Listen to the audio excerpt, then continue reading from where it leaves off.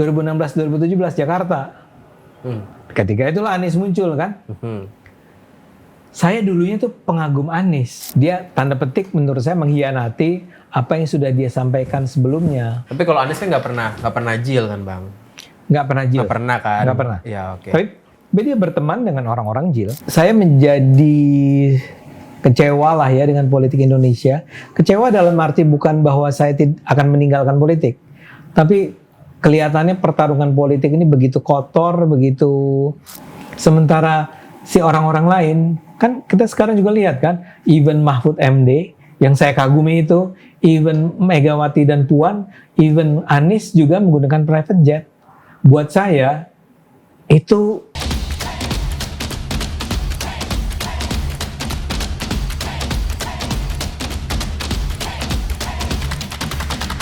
Nah, hari ini kita lagi kedatangan tamu nih, Bang Ade Armando. Wah, nih. mantap ini. Selamat datang, Bang. terima kasih atas undangannya. Wah, Bang, hari ini saya lagi bareng host. Ya. Yang mana host ini kalau Abang cek YouTube-nya Faris Gamal ini, dia ini dulu sangat benci banget sama Cokro TV. Bahkan dia bilang, Cokro TV inilah karena merusak bangsa, buzzer, gitu-gitu loh Bang. Dan disebutnya tuh, gila. nama Eko Kuntadi, Ade Armando, Dennis Regar, Mas Jopray. Tapi hari ini dia pas lihat Bang Ade, ternyata nggak begitu ya. Kaget gua. Kaget Pertama ya? kali ketemu udah pas zaman kapan dia ketemu? Zaman nyalek kayaknya. tuh. Zaman nyalek. Pernah diundang Belmondo ke Geolive. Ngeliat Bang Ade sholat. Kita kan kaget, kita kan kaget. Nggak, Jadi, bukan soalnya image-nya begitu Bang Cokro TV tuh. Iya, Image-nya. Tapi yang tadi disebut itu kan udah keluar semua dari Iya. Cokro TV, yang bertahan cuman gue. Gue paling sebel tuh Mas Jopra itu. Kenapa? Nggak tahu sebel aja. Nah, Gamal tuh dulu sangat itu Bang, sangat apa ya? Anti banget lah sama Cokro TV Iya. gitu. Dan Paham. Prabowo mania wajar Oke. dong. Tapi Setiap hari oke. kata-katain kan. setelah Iya. itu berubah ketika Bang Ade tiba-tiba berubah juga. Ya kita pikir bertobat nih Ade Armando. Kok abis itu dukung Pak Prabowo Subianto Nah gitu. tapi gitu, itu penting kan. Dia bilang bilang barusan ternyata Ade Armando bertobat sekarang.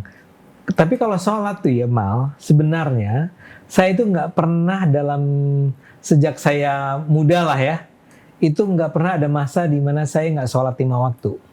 Kalau sholat 5 waktu tuh diupayakan sebisa mungkin saya lakukan. Emang sih bentuk sholat 5 waktu saya tuh banyak jamak-jamaknya gitu. Karena saya termasuk yang percaya itu fasilitas yang diberikan Tuhan kan.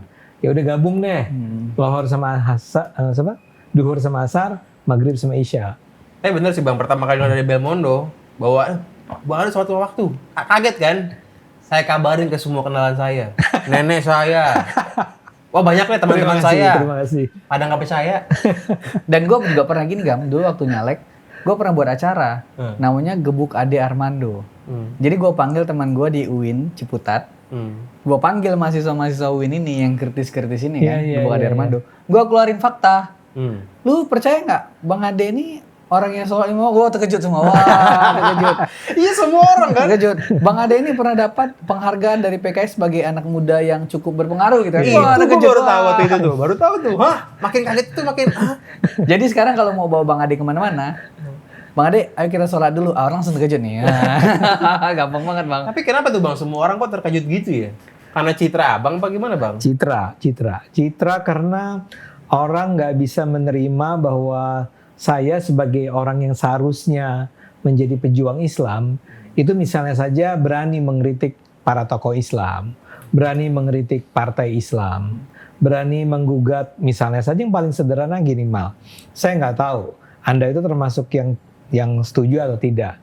Tapi kan pernah misalnya untuk waktu yang lama ada larangan bagi umat Islam untuk mengucapkan selamat Natal kepada orang-orang Kristen. Yang saya tahu persis itu tidak ada aturannya di dalam Islam, tidak ada di Quran, tidak ada di hadisnya ya, dan tidak pernah ada juga fatwa Majelis Ulama tentang itu. Jadi saya fight gitu loh untuk mengatakan jangan terapkan itu, jangan lakukan itu. Nggak ada masalah dengan tidak mengucapkan nggak ada masalah dengan mengucapkan selamat Natal. Itu salah satu kasus saja. Beberapa kasus lainnya juga ada, tapi itu terbentuk dan barangkali ada orang-orang yang kemudian jadinya marah sama saya, mungkin para pemuka agama ya yang marah sama saya dan membangun frame tertentu. Saya di branding dan itu saya sudah ketahui sejak ketika saya masih jadi aktivis mahasiswa di UI dulu, ya. Saya itu mulainya mungkin Belmondo pernah dengar cerita saya kan, bahwa saya sebetulnya datang dari kelompok-kelompok Islam di kampus, ya. Nah, ketika saya mulai berani untuk berbicara secara terbuka berbeda dengan teman-teman lain, misalnya boleh nggak sih orang Kristen masuk ke dalam masjid gitu ya? Atau boleh nggak sih perempuan di masjid itu tidak menggunakan kerudung atau jilbab yang lengkap? Saya kan termasuk orang yang percaya itu boleh, ya. Tapi ternyata itu menjadi sesuatu yang dianggap menunjukkan bahwa saya sebetulnya tidak berkomitmen, bahwa saya sebenarnya nggak Islam-Islam amat. Jadi ini sebuah image yang terbangun secara berkelanjutan, saya rasa sejak berpuluh tahun yang lalu. Jadi Bang Ade juga sering bahas Habib kali Bang ya. Oh iya, Nah, iya. itu makin jadi tuh. brandingnya itu makin melekat. Terutama ya tentu saja Habib Rizik kan, ya. Saya adalah salah satu orang yang memang saya rasa ya waktu itu kan ada cukup banyak orang juga yang terganggu sebetulnya dengan kehadiran Habib Rizik di tahun 2000-an itu kan. Tapi mengingat saya adalah seorang penulis, itu kan saya tuangkan di tulisan yang bisa dimuat di media massa atau belakangan di media sosial kan. Waktu itu nggak banyak loh, Gamal, Bel, orang-orang yang secara terbuka berani mempertanyakan FPI atau Rizik dan seterusnya. Jadi saya sialnya karena saya sedikit, saya dianggap sebagai orang yang ya paling depan lah untuk menyerang mereka. Jadi buat saya itu harga yang harus dibayar. Gimana kalau stigma yang Jil itu Bang? Itu kan juga terkenal gitu. Betul. Saya di JIL, memang saya mendukung JIL, termasuk salah seorang yang ketika dimulai berdiri saya terlibat di dalam JIL. Terlibat tuh artinya begini, ini organisasi yang sebetulnya longgar ya. Jaringan Islam liberal tuh dianggap sebagai ya apalah kafir atau apa. Islam itu Islam nggak benar ya. Nah, saya termasuk di dalamnya, termasuk orang yang ikut serta dalam diskusi-diskusi mereka. Tapi ya karena kesibukan saya makin lama saya makin jauh dari mereka dan saya kan bukan ahli agama, Gamal. Anak-anak JIL itu kan banyak yang dari UIN. Pinter-pinter banget, Bel. Ngutip ayat, ngutip sejarah Nabi, ngutip filsafat segala macam. Itu kadang-kadang saya nggak ngikutin tuh. Jadi kayak kelempar dari diskusi-diskusi yang filosofisnya saya nggak ikutin. Sehingga saya untungnya jadinya saya dianggap di dalam kalangan JIL itu sendiri saya bukan orang yang betul-betul di dalam. Tapi di mata orang, di mata orang luar gitu ya. Karena saya mungkin cukup dikenal oleh banyak orang dan saya memang dengan bangga menunjukkan keliberalan saya dianggap sebagai wah ini nih contoh JIL yang bangsat itu gitu loh. Nah jadi itu ya diangkat terus bahwa saya liberal, bahwa saya berkhianat lah bla bla bla. Iya Bang Ade kan terkenal ini banget, terkenal apa? Kiri banget lah pokoknya, liberal banget lah. Karena memang saya punya kecenderungan itu. Ya, dan nyerangnya pun Anies terus gitu kan akhir-akhir ini. Pada zaman itu lebih parah lagi malah brandingannya makin melekat kali. Iya, melekat. Aniesnya semakin membranding dirinya alim, Bang Ade semakin menyerang dia gitu Plus kan. masuk PSI lagi. Kayaknya lengkap. Lengkap udah. Setuju Mal, itu bagus sekali Anda menyebut itu. Jadi gini Mal, ya saya semakin udah dulunya juga berantem lawan Rizik ya. Kemudian mulai 2012 kan, 2012 saya bela Jokowi kan. Belum terlalu rame waktu itu kan. Tapi 2014 ya, kan mulai main tuh politik identitas.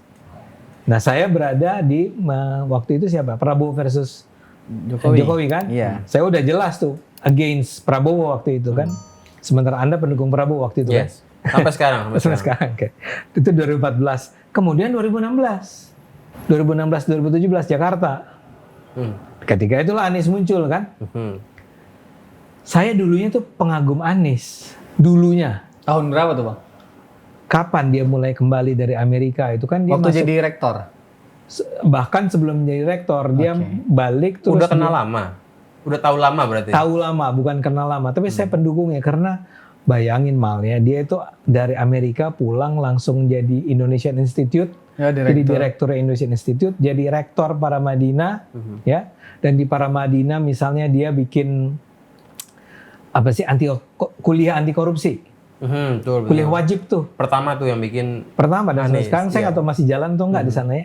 Tapi kan luar biasa. Terus Indonesia mengajar. ya bahkan jadi ketua tim ses Jokowi. Iya, Ketua tim ses. Jokowi. Oh dia ketua ya? Ketua tim Ketua, ses. iya, kalau ketua nggak tim salah. ses. Iya, waktu kalau itu. pokoknya saya tahu dia muncul di situ kan. Jadi gimana saya nggak kagum sama dia? Mulai nggak kagumnya ketika dia jadi menteri. Dia jadi menteri terus cerita-ceritanya kan beredar tentang Sebenarnya dia. kenapa sih bang itu bang? Kalau yang abang tahu tuh? Mungkin penyakit dia tuh gini Mal ya. Dia itu adalah orang yang pintar, berpikir, berbicara, merumuskannya dalam konsep, gagasan, tapi he doesn't do his homework orang bilang atau apalah. Jadi dia tidak melakukan apa yang dia tidak melakukan apa yang disampaikan. Idenya bagus, tapi begitu jalan kacau.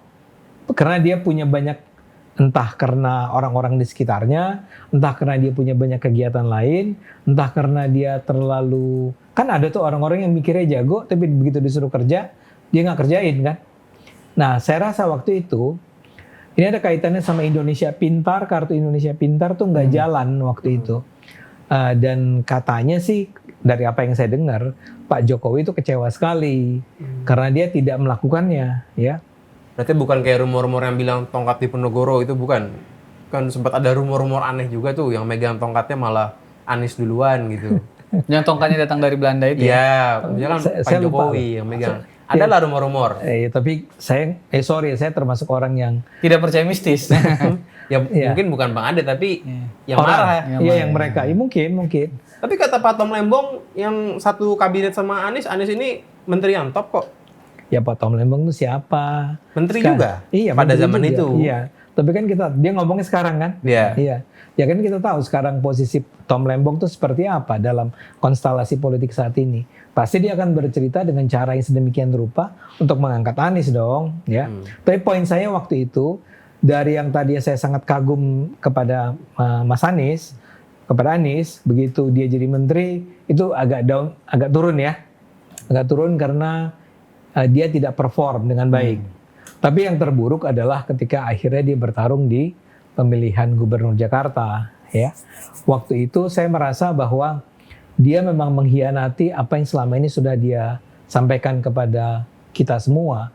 Semula kan dia selalu bicara dengan nada pluralis, nada keberagaman, ya. Tapi begitu dia bertarung pada tahun 2016, semula pun nggak apa-apa ketika dia bertarung di awal. Waktu itu kan 3 pasangan ya, Pak Anies, Ahok, sama AHY kan. Sebetulnya semula nggak apa-apa, tapi kemudian ternyata ketika timnya itu sadar, dan timnya kan antara lain itu adalah salah satu adik kelas saya namanya F. Saifullah. Ketika dia sadar bahwa Aniesnya tertinggal dan agak jauh dari Ahok, mereka menggunakan masuk ke dalam isu-isu agama, terutama dalam kaitannya dengan Ahok yang penista Islam itulah ya. Dan kemudian dia dekat dengan Rizik Syihab dan kawan-kawan, dan dia menang karena menggunakan Habib itu. Rizik. Rizik Syihab, maaf ya. Ya, maaf banget, ini bukan sama-sama Riziknya. Iya. Ya, Habib Rizik. Iya, tapi kan Habib Rizik apa belakangnya? Siap. Sih, betul. Oh, Syihab juga. Saya benar. Iya benar. Lanjut Bang. Kalau yang bapaknya Najwa siapa?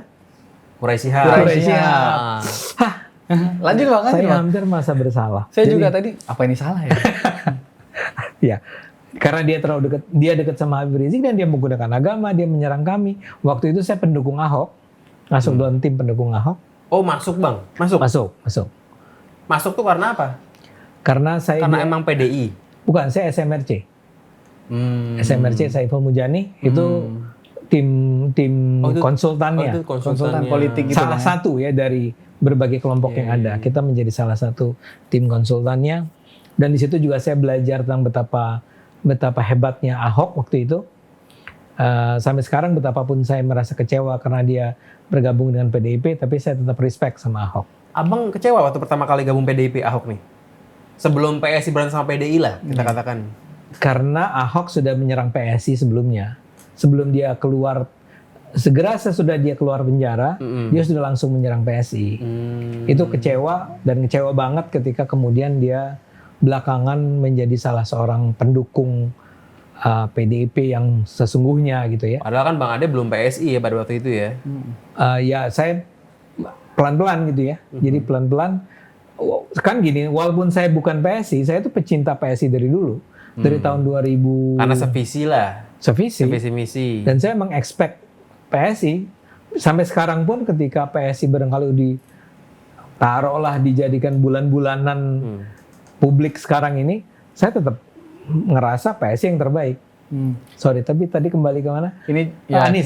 Anies. Ya, jadi ketika Anies mengambil jalan politik identitas, menyerang orang non-Muslim, dan bahkan ketika dia menang di pidato pertamanya dia sebut tentang kemenangan pribumi, ketika itu udah selesai saya, udah menganggap saya nggak mungkin lagi dukung.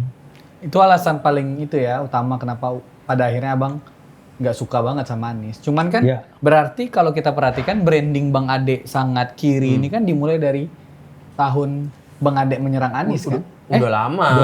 Bahkan dari dulu. Tapi yang makin Jokowi Prabowo gilanya makin tuh pas gilanya zaman tuh waktu Anies. zaman Anies. Ketika saya menjadi, tadi kan misalnya soal saya di JIL itu, Jaringan Islam Liberal. Itu udah lama itu kan tuh. 2000-an tuh. Masih awal. Bahkan Anies pun sempat ada rumor-rumor liberal juga bahkan gitu kan. Persis. Banyak yang bilang kan Tapi sebenarnya dia udah liberal hilang ini. lah. Makanya saya bilang Cuman ketika dia maju sebagai cagup itu, dia tanda petik menurut saya mengkhianati apa yang sudah dia sampaikan sebelumnya. Tapi kalau Anies kan nggak pernah jil kan Bang? Nggak pernah JIL. Nggak pernah kan? Nggak pernah. Ya oke. Tapi dia berteman dengan orang-orang JIL. Oh ya berteman aja gitu ya. Tapi kenapa Bang Ade selalu ngehajar Anies Bang di sosmed? Maksudnya kan Anies jadi gubernur tuh nggak buruk-buruk amat sebenarnya loh. Buruk. Buruk menurut Bang Kalau Ade? menurut saya buruk. Oh, kalau kita ngomongin kayak Jaklingko, Mikrotrans tuh angkot jadi bagus. Itu sama aja dengan, bukan sama aja. Kalau ada orang bertanya pada saya, masa sih semua buruk? Ya enggak lah, enggak semua buruk. Kalau Anda tanya kepada saya, apa yang bagus? Jaklingko. Apalagi Bang? Jaklingko, kemudian ini, apa? MRT dia bukan sih? Bukan. Tapi kan dia pengelola MRT. Iya. MRT bagus, tapi bukan dia. Tapi kan kalau Pedestrian. yang dia pedestrian. Trotoarnya bagus-bagus. Trotoar di itu Sudirman, bla itu keren ya. Kalau sepeda sebetulnya bagus, tapi ya di Jakarta Anda kayak nggak tahu kelakuan pengendara ya di Jakarta. Ada satu lagi apa ya? Saya lupa, tapi adalah satu hal yang bisa saya puji juga dari dia. Saya Bang tinggal di Lebak Bulus. Satu kelurahan sama Anies kan. Dan 10 tahun terakhir Lebak Bulus itu memang berubahnya luar biasa. Lebak Bulusnya Iya. Karena di rumah Mas Anies. Apalagi jadi presiden kemarin tuh. Wah, Lebak Bulus Jadi naik. Gamal ini suka yang paling suka dari Anies itu adalah pokoknya dia ini transportasi publiknya bagus lah. Bagus. Anies ini. Kalau itu bagus. Bagus, Ya kan? itu ya saya setuju. Transportasi saya nggak publik. mau bantah itu. Menurut saya dia. Tapi kan- ini Mbak, saya lupa apakah ini dia atau bukan ya yang menetapkan ganjil genap? Oh itu Ahok. itu Ahok, Itu zaman ya. Ahok. Yang gua mulai bukan nggak suka, memang nggak suka ya. Yang agak populis ini loh, agak misalnya rumah sakit jadi rumah sehat tuh kan nggak perlu menurut saya. Itu tuh perubahan nama gitu loh. Setelah mengatakan saya puji Jaklingko, saya puji pedestrian, the rest nggak bener ya itu. Yang bahasa naturalisasi dan Itu normalisasi. salah satu yang paling parah. Dia itu naturalisasi lawan normalisasi. Iya. Kan dia yang Naturalisasi ya dia. naturalisasi. Kayak gitu-gitu. Apalagi kalau kita bicara tentang dari kasus 80 miliar Lem Aibon. Lem Aibon 80 miliar sampai balap mobil Formula E segala macam itu damkar dan seterusnya. Buat saya sih itu problem. Anies itu kan itu penyakitnya tuh. Rumah sehat lah, naturalisasi lah. Sumur resapan gimana menurut lo? Jelek. Nah, iya kan? Zaman Heru Budi udah rapi tapi palingnya jalanan rata lah. Iya. Dia Udah? itu TGUPP. TGUPP. Nah itu kenapa Bang kalau TGUPP? TGUPP itu kan nggak perlu dan itu duitnya gede banget dikeluarkan dan orang itu tidak punya kontribusi apa-apa kan orang-orang ahli itu. Tapi kenapa survei Anies gede banget di Jakarta sampai hari ini? Lagi-lagi ini khas orang-orang Jakarta yang mayoritas itu memang setuju dengan politik identitas. Makanya saya akan bilang gini, kalau maju lagi nih Anies ya, akan menang sebenarnya. Tinggi memang. Memang Surveinya tinggi. Nggak bisa dikalahkan. Dia mau baju dengan PDIP kek, mau pakai PKS, mau pakai Gerindra, mau pakai siapapun akan menang. Dan Saya kan maju nih waktu kemarin di mana di caleg Jaksel. DPR RI. Ya saya belajar di sana bahwa memang dalam hal tertentu Jakarta nggak bisa berubah, yaitu soal bagaimana masyarakat aslinya atau masyarakat kelas menengah bawahnya itu emang punya sentimen-sentimen keislaman yang nggak bisa diganggu. Karena gua kira Jakarta yang paling pintar bukan Mas Ade dibandingin kota-kota lain. Kelas menengahnya. Iya. Iya. Dan jumlahnya jauh lebih kecil. Persentase penduduk kelas menengah ke atasnya itu cukup besar, tapi jauh lebih kecil daripada menengah ke bawah. Dan pertanyaan gue gini juga Gam sama Bang Ade. Bang Ade ini kan dulu nyaleknya di Jakarta Selatan, Jakarta Pusat, DKI oriented lah gitu kan. Kemudian kan ini Bang Ade juga melihat banyak masalah sebenarnya ditinggalkan oleh Anies Baswedan gitu kan. Kemudian Anies Baswedannya kan nggak maju. Terus kalau kita bicara tentang pilkada hari ini juga Bang Ade juga nggak ada komentar nih terkait. Bang Ade kan nggak ada komentar lagi Bang terkait pilkada DKI. Sedangkan DKI ini kan wilayah. Pilkada yang sekarang. Iya. Iya. Kayak misalnya si Ridwan Kamil mau ngasih RW atau misalnya Rano Karno yang membawa Bang Ade dukung siapa tuh? Gue nggak tahu, belum ada tuh. Saya dukung Kim dong. Oh, Bang Ade. Saya PSI banget. Tapi nggak ikut koar-koar soal Ridwan Kamil gitu Iya, maksudnya. Enggak. Bang Ade belum ada Saya tuh. merasa bahwa Kan biasa ini loh Bang, biasa kan Abang objektif loh Bang, Biasa kritik, vokal gitu loh. iya, saya merasa memang saya menjadi kecewa lah ya dengan politik Indonesia. Kecewa dalam arti bukan bahwa saya akan meninggalkan politik, tapi kelihatannya pertarungan politik ini begitu kotor, begitu tidak sehat gitu ya. Dan saya juga nggak bisa mengatakan bahwa misalnya dalam kasus sekarang nih, misalnya siapa nih Pramono Anung versus Ridwan Kamil, ya. Terus versus siapa satu lagi? Dharma Kun. Yang it's a joke, right? Bahwa ada. Wah, saya nggak ikutan deh. Ya ini saya. Oke. It's a joke. Fans saya banyak. Bagaimana mungkin? Bukan sih, yang itu yang Dharma si itu kan, independen Bang? itu. Iya. Dharma fansnya juga banyak, Bang. Ya fansnya juga banyak. Ada oke. juga. Ya oke. Bahwa bisa ada. Saya punya orang-orang yang KTP dipakai soalnya.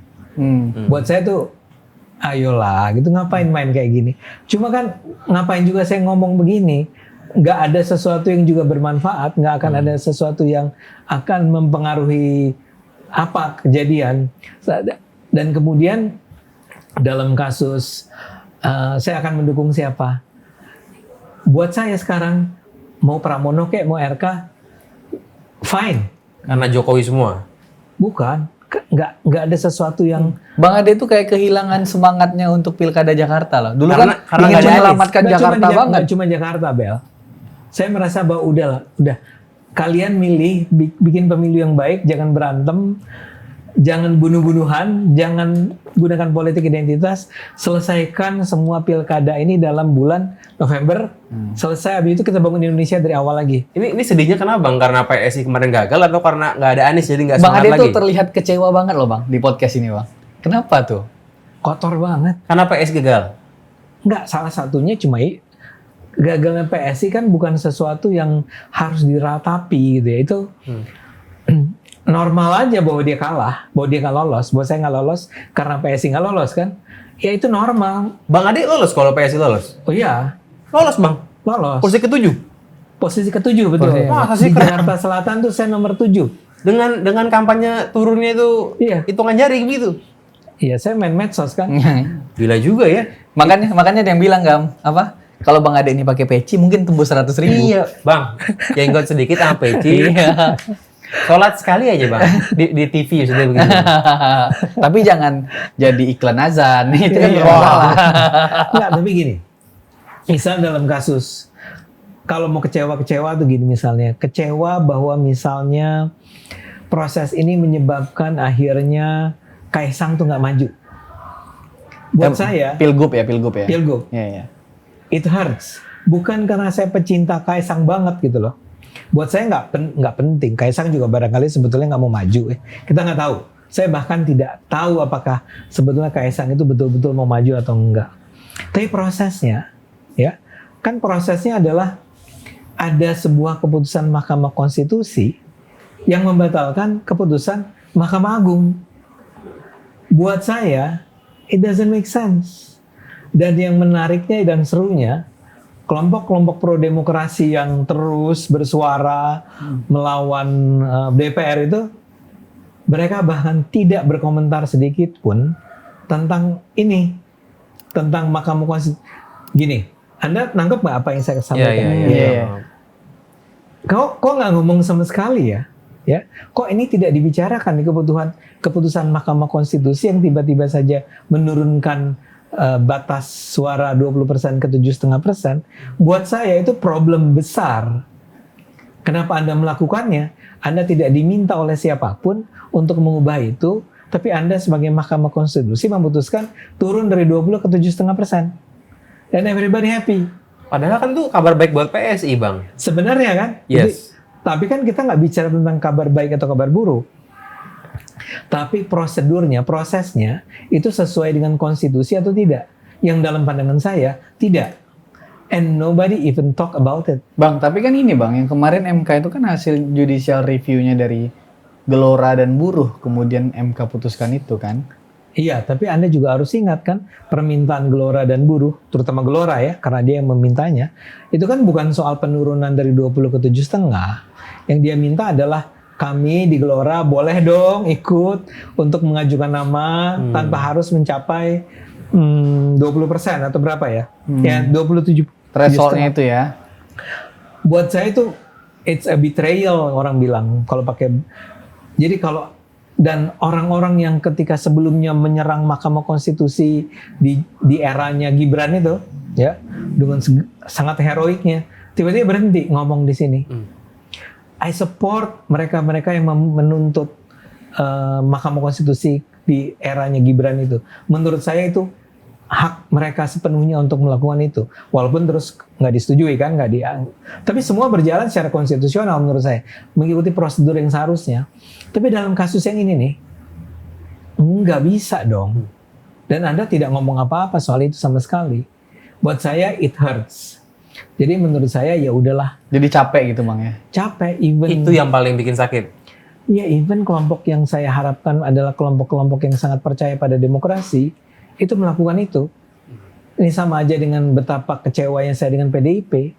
Kan you are supposed to be gitu loh, sebuah partai yang demokrasi Indonesia. Dan lo ketika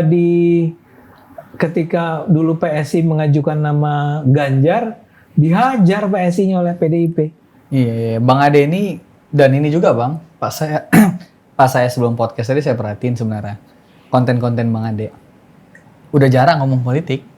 Udah banyaknya ngomongin keberagaman. Iya. Gitu. Terakhir gue nonton Alfian Tanjung tuh. Iya, Alfian Tanjung. Ya, karena rame. itu sekarang menurut saya ya ada perang yang orang kayaknya lupa bahwa ini adalah sebuah isu besar nih, ya.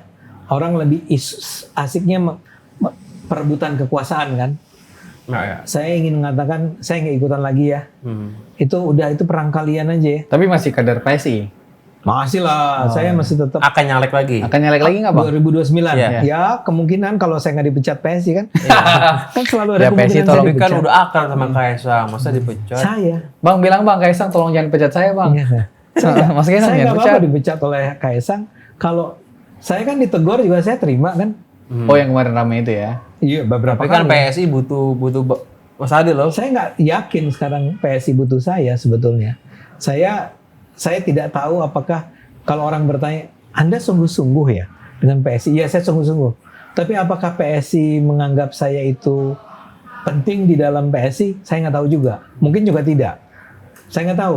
Penting Bang, Abang penting bagi PSI. Nih, Itu kata Belmont. orang dalam. Saya wakilin. Penting kan guys? Tapi Jadi gara-gara merasa hal-hal demikian Gam, itu kontennya udah keberagaman gitu kan Bang? Nah tapi saya tetap misalnya gini. Saya hari ini walaupun belum tayang ya. Ini saya bela Jokowi ketika Jokowi diserang oleh Amin Rais. Amin Rais kan Udah ngomong politik lagi nih? ya karena Jokowi diserang. Oke. Oh kalau Kaisang Gibran nggak peduli. Kalau Jokowi baru Bang Ade Nggak, turun. ya, serangan terhadap Kaisang Gibran kan bahkan menurut saya come on. Urusan fufu fafa. Lu tuh pada ngada-ngada ya. Ini kan kita punya persoalan-persoalan politik yang lebih luas daripada misalnya ngecek. Dulu gue Sekarang tuh politiknya itu udah nyerang personal bang, bukan nyerang gagasan. udah penting. Jadi misalnya gini, Fufu Fafa ini, saya nggak tahu apakah itu Gibran beneran atau tidak ya. Kalau misal benar gimana? Misalnya benar, itu kan sama aja dengan orang ngomong ke saya, Ade Armando dulu lu tuh nyerang Prabowo 2014, 2019. Iya nggak? Iya. Keras nggak? Keras. PSI nyerang Prabowo nggak? Nyerang. Keras nggak? Keras. Salah satu yang paling keras. Sekarang udah berubah nggak? Udah. Saya mau bilang mungkin aja memang ada masanya di mana ya Gibran memang beda dengan anak muda kita kebanyakan di Indonesia ini yang kalau ngomong memang ya begitu bahasanya, apalagi di medsos, apalagi di Twitter. Ini asumsinya kalau betul-betul dia. Misalnya tadi ya. Kalau Iya. misalnya enggak, ya udah gitu ya. Iya kalau misalnya iya aja, buat saya emang itu persoalan besar buat bangsa ini. Ya orang kan bilang karena ini personal bang nyerangnya bang, bukan nyerang kayak Bang Ade dulu nggak suka Prabowo karena masalah Enggak, Prabowo. sama gayanya. Oh sama. Kan saya baca tuh, Heeh. ada tuh seorang ibu-ibu berjilbab yang ngejelasin kayak Eros Beno. Nih saya kasih contoh nih. Ya sama aja. Ya memang sekasar seperti misalnya menghina anak Prabowo. Tapi kalau Anda adalah pemain Twitter, itu sih bahasa Twitter setiap hari. Wapres ini bang. Kan dia belum jadi wapres waktu itu, Mal. Ketika dia ngomong gitu kan, kita membaca komentar-komentar dia di masa itu adalah dari dia di masa itu kan. Ketika dia masih melihat Prabowo sebagai musuh dia kan, musuh bapaknya. Apa yang dikatakan oleh Prabowo terhadap Jokowi di masa itu? Ini gue membaca jadinya gini Gam. Waktu lu buat konten tidak suka Cokro TV dan tidak Persis. suka Ade Armando. Persis. Hari ini lu kayaknya, oh dia ternyata sholat bos. Dia udah berubah. Terus tiba-tiba. Cuman karena sholat. Terus tiba-tiba Nah, saya mau mau bilang gini. podcast. jadi gini buat penonton. Belmondo tuh udah mengingatkan. Ini lawannya suka ngejelek-jelekin Cokro TV. Dan termasuk nama Ade Armando. Wah, baca konteksnya. Di masa apa dia ngomong begitu? Kalau dia sampai sekarang masih nyerang saya, itu juga nggak apa-apa. Tapi artinya, ya you're not my ally ya. Lu masih nyerang nggak Gam sampai hari ini Gam? Enggak. Aku juga nggak nyerang Mas Jopra, nggak Oh juga. iya nggak nyerang, ini kritik Nah, aja. itu persis seperti itu. Saya mau bilang bahwa ketika Gibran ngomong begitu, kalau itu Gibran, saya nggak tahu ya. Saya ulang, saya nggak tahu. Kalau itu Gibran, dan Gibran tuh memang anak muda Indonesia yang pengguna medsos, memang bahasanya lah seperti itu. Dan wajar ketika itu dia menyerang Prabowo, mengingat Prabowo adalah musuh besarnya bapaknya waktu itu. Saya nggak apa-apa. Persis juga seperti apa yang terjadi sama private jet-nya si Kaisang. Ya ayolah guys. Saya nggak suka orang-orang pakai private jet, tapi ayolah guys, yang pakai private jet tuh para petinggi partai manapun itu mungkin melakukannya, para pejabat pun melakukannya. Kenapa lu tiba-tiba sekarang begitu yang pakai itu Kaisang nganterin istrinya yang hamil 8 bulan, itu Anda ributin. Sementara si orang-orang lain, kan kita sekarang juga lihat kan, even Mahfud MD yang saya kagumi itu, even Megawati dan Puan, even Anies juga menggunakan private jet. Buat saya itu nggak fair, nggak adil, dan saya nggak mau ikutan yang kayak begitu. Untuk membelain juga saya males. Jadi Bang Ade nggak bersuara tuh soal Kaisang itu nggak bersuara? Enggak, sama sekali enggak. Udah, Bang Ade konteksnya udah diem aja itu. Bukan arahan partai bang? Bukan? Bukan. Ya, partai tentu akan lebih senang kalau saya tahu partai itu merasa selalu khawatir kalau saya ngomong gitu loh ya. Dan saya tahu bahwa partai itu punya sikap, udah ini jangan diributin. Saya baca itu di WhatsApp grup bahwa jangan dikomentarin. Tapi enggak sekalipun partai mengontak saya dan bilang, Bang Ade jangan ngomong. Enggak pernah itu dilakukan. Di masa ini ya. Di masa lalu pernah. Kapan tuh bang? Yang Pas waktu saya ambil Jogja. akhirnya di Jogja itu. yang Jogja Yang yang buat ramai. saya itu juga menyakitkan buat saya. Buat saya mengkritik Jogja sebagai sebuah dinasti, bahkan bukan mengkritik, menyebut Jogja sebagai sebuah dinasti politik nggak bisa dibantah. Waktu itu saya mengatakan gini pada para mahasiswa yang ngeritik Jokowi karena Jokowi dianggap melakukan dinasti politik. Kalau Jokowi, kita bisa berdebat apakah itu dinasti politik atau politik dinasti seperti yang dibicarakan dalam kebutaan politik. Tapi kalau yang di Jogja itu udah jelas-jelas politik dinasti politik, nggak ada yang bisa bantah. Kenapa Anda mendiamkan itu sementara Anda mengkritik Jokowi? Nah itu tuh Itu yang bikin marah. itulah kemarin kenapa tiba-tiba Bang Ade dikontak, terus apa Dikontak ditegur gitu loh Bang. Ya karena ramai kan? Karena rame Tapi topik itu. gimana Jogja turun nggak PSI suaranya? Enggak. Oh nggak? Enggak, saya bersyukur bahwa suara itu tetap. Untuk nggak turun Bang itu. Saya Ya. bahkan bilang begini, kalau aja PSI menjadi partai yang betul-betul memperjuangkan kepentingan terutama kaum Tionghoa kan, Tionghoa di Jogja nggak boleh punya tanah, ya. Coba PSI yang paling depan memperjuangkan itu. Saya sih percaya itu akan menaikkan suara PSI, bukan hanya di Jogja, tapi di seluruh Indonesia. Tapi enggak Bang, PSI nggak berjuang buat itu. Waktu itu terlalu berat karena tekanan kepada PSI di sana waktu itu kan lagi pemilu ya.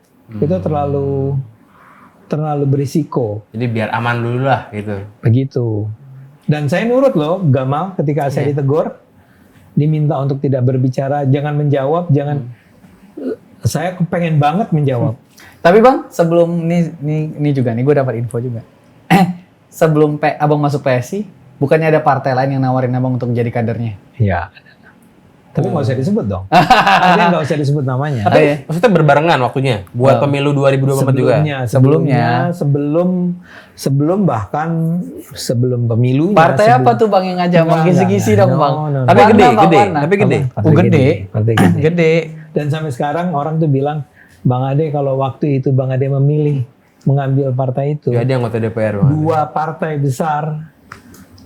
Saya harus katakan begini, kalau yang salah satu itu adalah partai yang enggak, saya harus jujur, harus adil bilang bahwa kedua-duanya bukan oleh pimpinannya gitu ya, tapi ada anggota apa sih?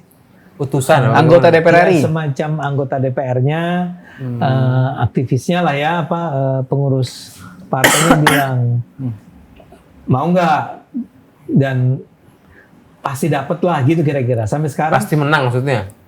ya menurut perhitungan waktu itu. Ya kan terkenal Bang Ade. Iya. Ya, sampai sekarang pun saya masih berpikir dan orang yang tahu menyebut Bang Ade coba waktu itu terima. Iya. Ya. Saya nggak ada bilang gitu Bang, Ya, cuman bukan. saya tahu kasus itu. Iya. Tapi ada orang yang ngomong begitu. Oh, gitu, ada Kamu yang juga ngomong. tahu orangnya. Tapi saya bilang bahwa enggak, saya berpolitik kan bukan untuk cari kekuasaan. Saya tuh merasa bahwa PSI adalah sebuah partai yang layak, yang bahkan harus masuk ke Senayan. Dan Gamal ini Bang sebenarnya pengennya masuk PSI Bang. Tapi ya kan gue bilang kalau nggak Serius. PSI, Partai Perubahan. Pokok Gamal ini Iya. radikal banget kalau nggak masuk partainya Anies Baswedan, masuknya PSI. Gitu loh. Iya. Nggak, itu bagus, itu keren. Tapi kenapa sekarang PSI itu berubah Bang ya dibanding zaman dulu zamannya Grace Natali? Sekarang kan setelah zamannya Kaisang nih lebih diem gitu.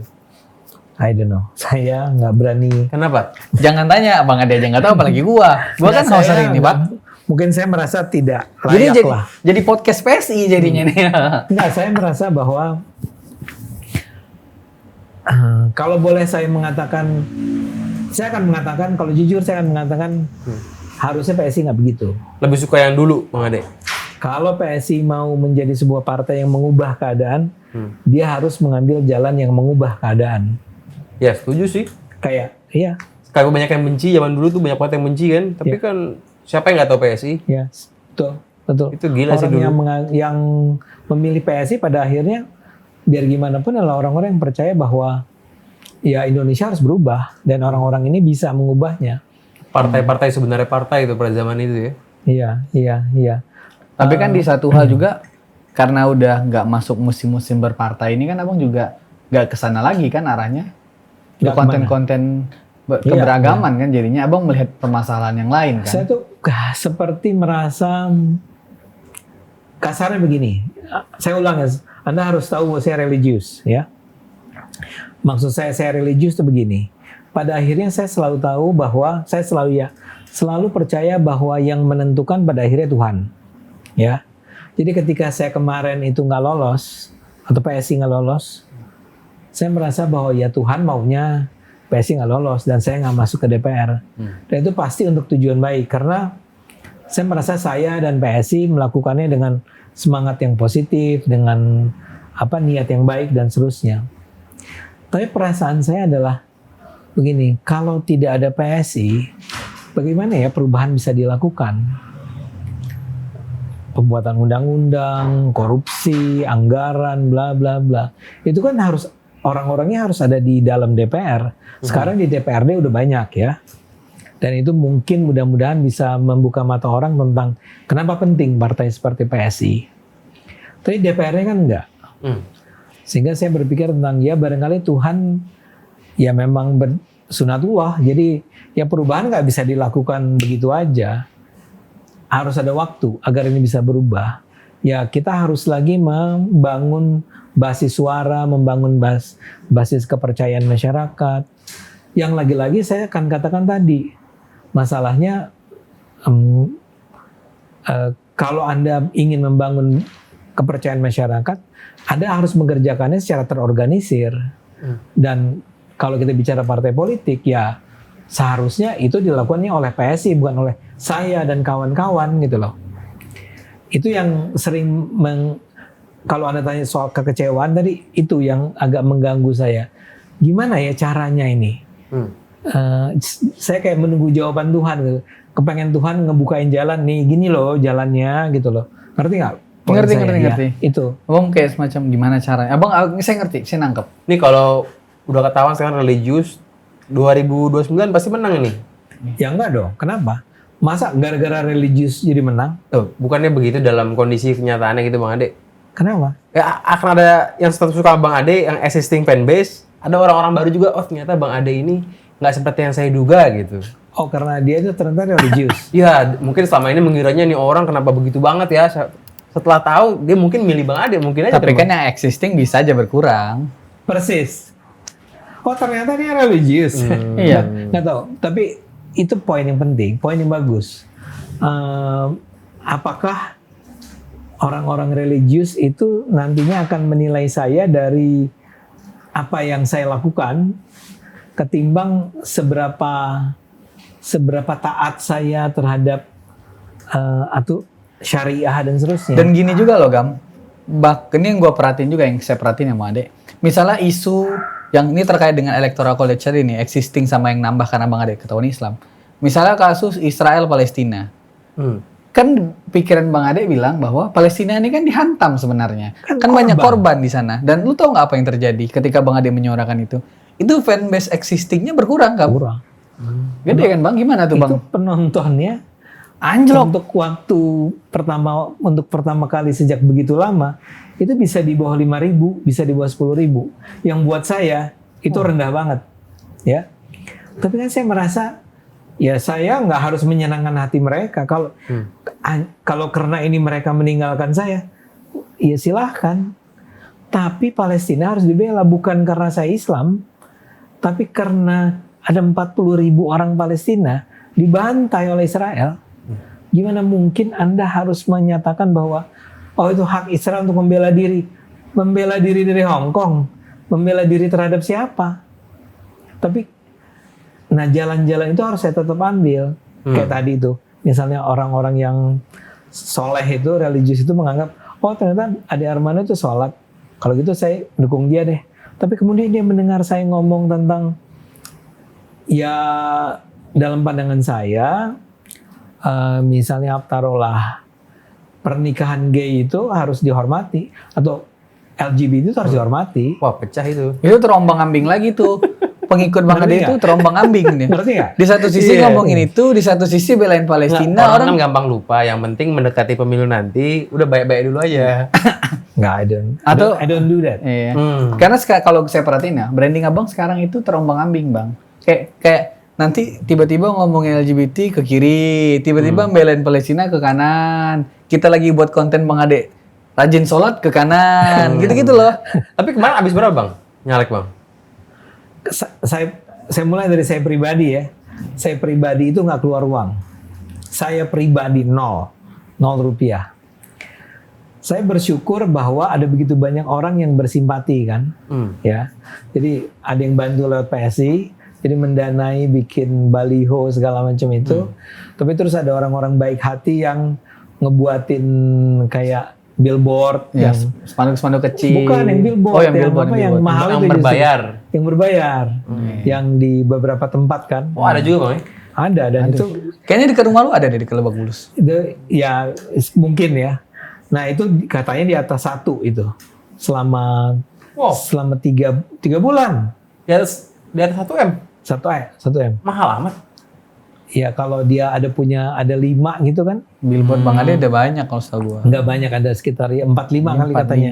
Ya, Dan kalau katanya 1 aja 100. Harga sebulan. billboard kan waktu Iya kalau pemilu banyak naik. masuk akal. Iya. Harga Kalau billboard, buat politisi. Iya. harga billboard naik Bang waktu pemilu Iya. kan. Saya nggak Naik tahu. turun Jadi gitu lah. saya duga di atas 1. Tapi itu masih murah kan Bang Ade? Masih. Nggak ada sembako? Ya plus tambahan sembako tuh kecil. Orang itu kan kita bagi ketika saya turun kan. Iya, kita Saya turun tuh cuman sekitar kayak tebus murah gitu. tebus murah. Iya iya.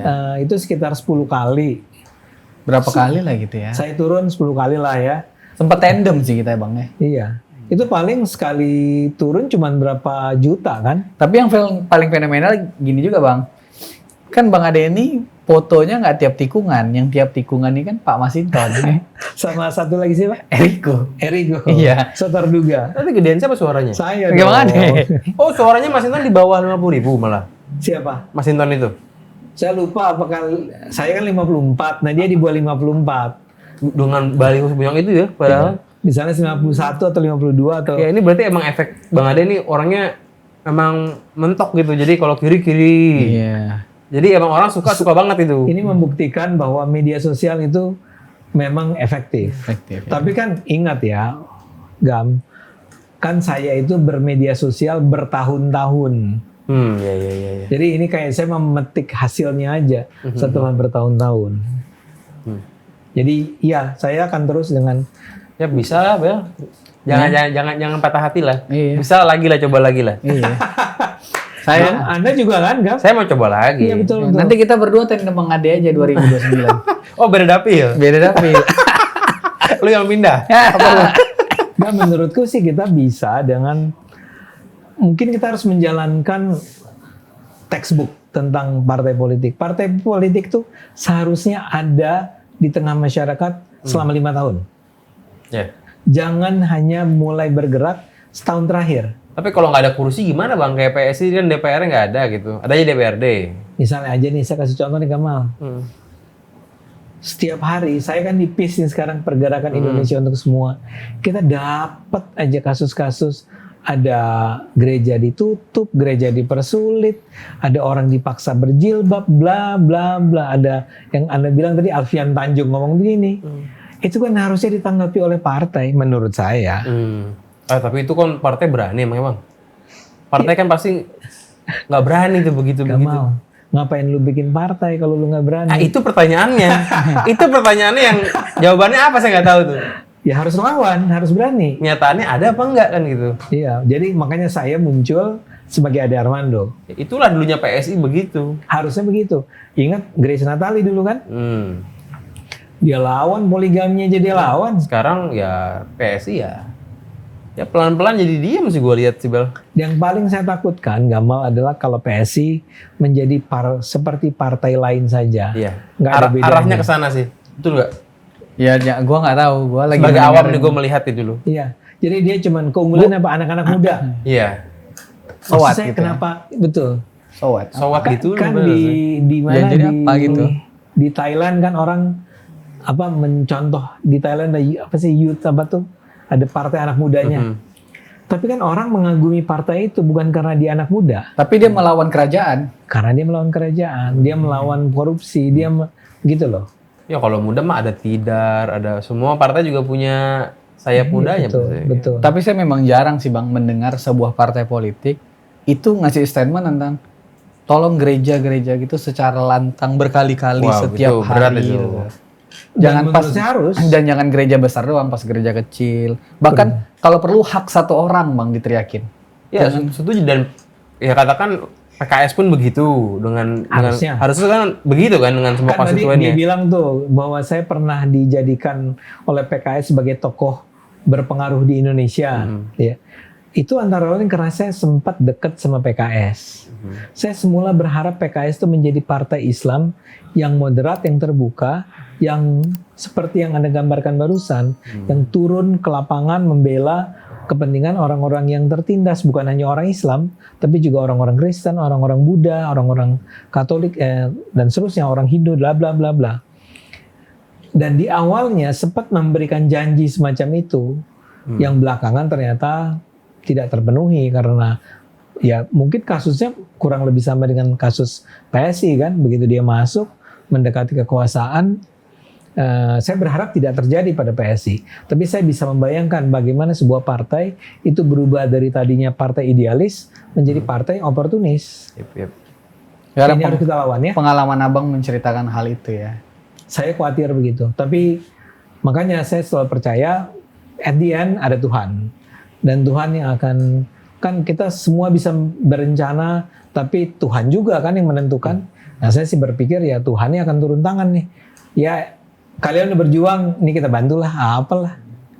Tiba-tiba suaranya 12%. Gede amat tuh. Ya, kan sebetulnya seandainya orang kayak Anda masuk dan terus berjuang terus, tidak harus atas nama PSI dulu gitu ya. Tapi berjuang terus, bersuara terus, saya percaya pelan-pelan akan terbangun tuh kepercayaan orang tentang demokrasi itu sesuatu yang bisa dilakukan ya. Yuk, semangat. Ya, semangat. Bel, semangat, Bel. Oke, Bang Jangan Ade. sedih lah. Iya, gua nggak ada ngapa-ngapain, gua biasa aja. Bang Ade, ini terakhir Bang. Gedean budgetnya Belmondo daripada Bang Ade. Enggak lah.